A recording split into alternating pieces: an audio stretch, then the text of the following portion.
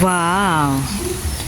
Kakain kami dito sa ilalim ng puno ng Chico. Ayan. Kakain kami sa labas. Ayan.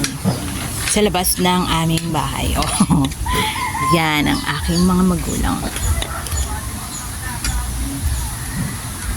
Oh, ayan. Nandito kami sa labas ng bahay. Ang tagal pa nung mag-ama.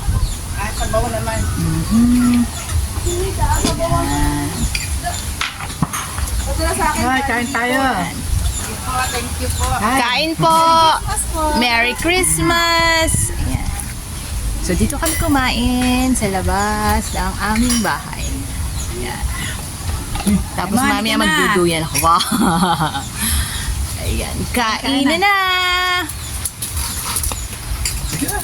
Ayan. O, diba? Ang ganda na suot mo pa.